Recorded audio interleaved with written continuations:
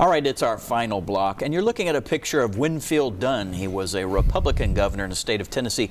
Susan, he had a distinction in terms of Republican politics and state politics. Tell us. Well, he's the first Republican governor in 50 years. He was from Memphis and a dentist. He ran against some very impressive gentlemen in 1970 and then against John J. Hooker.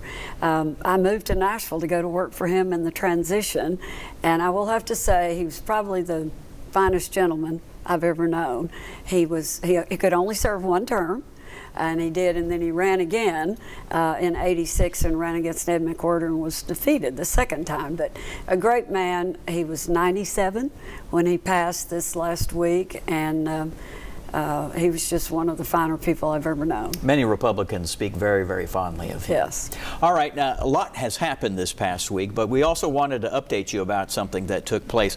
Last week, you'll remember we had Brian Goldberg on. He's a candidate for that House District number 18, running against Elaine Davis, the incumbent, who's the Republican.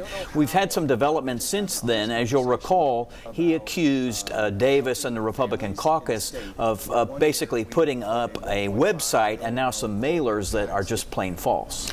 Right. They sought a temporary injunction. And temporary injunctions in the law often are not granted. They're rare to grant. It doesn't mean that they can't get a regular injunction that allows the other side to respond. I spoke earlier this week with Brian's lawyer, and they said that they are going forward. They have a defamation lawsuit filed. There are still two parties as of Wednesday that were not served. They've got to get those served, and they're working hard at that. But this really, and it's obvious and it's clear that this is incorrect information meant to sully not only Brian, but unfortunately his wife. And I think Susan and I have always agreed that families do not need to be inappropriately drugged into politics. This was a situation where he was accused of not paying his property taxes and somehow nefariously getting out of paying the penalty, when in fact his check had been stolen. He's actively involved in the prosecution of this fellow that was caught out of state. In Indiana. And appropriately, the property assessor, they waived the penalties, immediately cut another check to pay his taxes, did everything a citizen should do. It's unfortunate because it does happen. People get things stolen from the mail other ways all the time, whether it's electronically or paper checks, as some of us still occasionally do. It's just really unfortunate that the Republicans could have seized the opportunity and said, hey, we're wrong, we're going to take this down. And they didn't. And it's bad politics.